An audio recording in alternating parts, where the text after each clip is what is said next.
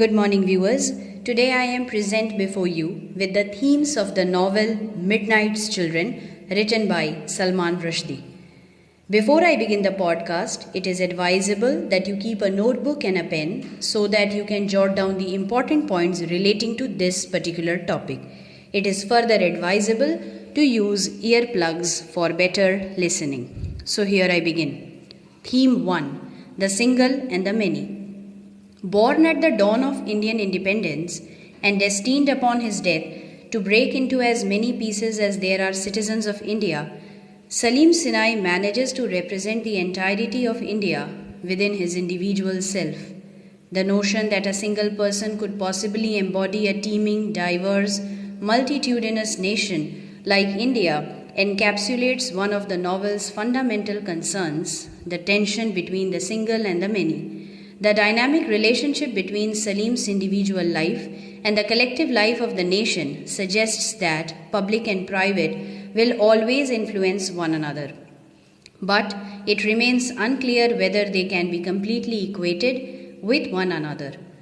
Throughout the novel, Salim Sinai struggles to contain all of India within himself, to cram his personal story with the themes and stories of his country, only to disintegrate and collapse at the end of his attempt. Politically speaking, the tension between the single and the many also marks the nation of India itself. One of the fastest growing nations in the world, India has always been an incredibly diverse country. Its constitution recognizes 22 official languages, and the population practices religions as varied as Hinduism, Islam, Christianity, Sikhism, and Buddhism, among many others. Indian culture is similarly hybrid, having been influenced by countless other cultures over the millennia of its development. At the same time, however, maintaining India's sprawling diversity in a peaceful fashion has often proved difficult. India's division into the Islamic nation of Pakistan and the secular but mostly Hindu nation of India, a process known as partition, remains the most striking example of the desire to contain and reduce India's plurality. In Midnight's Children, the child Salim watches as protesters attempt to divide the city of Bombay along linguistic lines, another attempt to categorize and cordon off multiplicity. Salim, a character who contains a multitude of experiences and sensitivities, stands in stark contrast to the protesters who demand their own language-based region, the strict monotheism of Pakistan, and Indira Gandhi's repression of contradictory dissension. His powers of telepathy allow him to transcend the barriers of language, while he himself, with his English blood, poor background, wealthy upbringing, and eclectic religious influences, reflects India's diversity and range.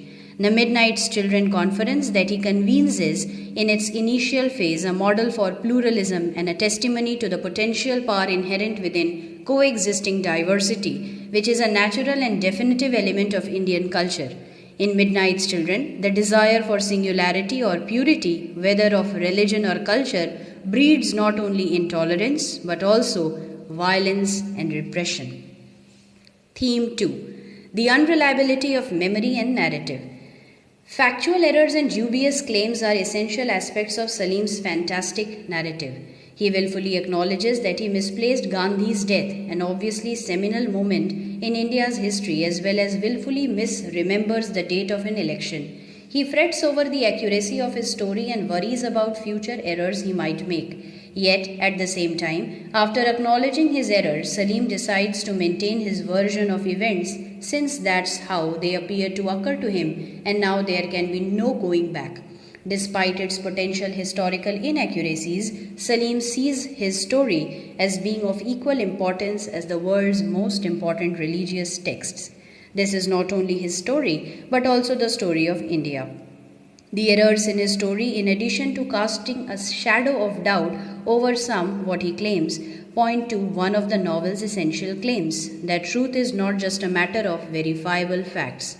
Genuine historical truth depends on perspective and a willingness to believe. Salim notes that memory creates its own truth, and so do narratives.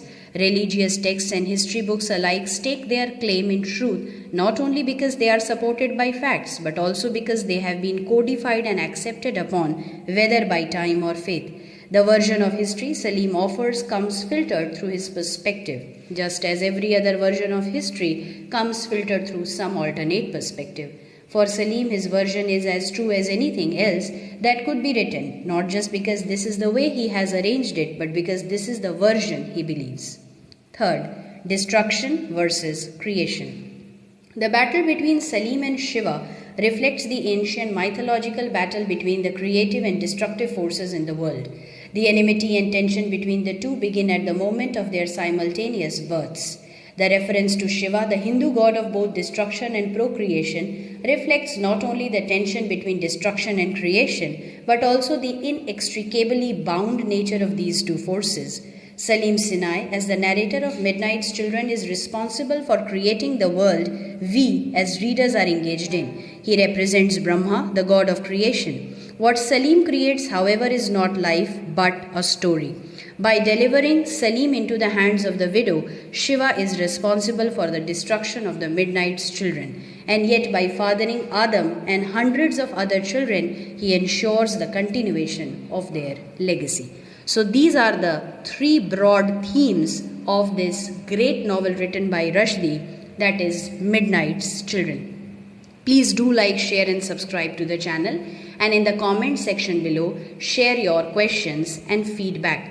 You can also visit the blog site, the link to which is given in the description box below.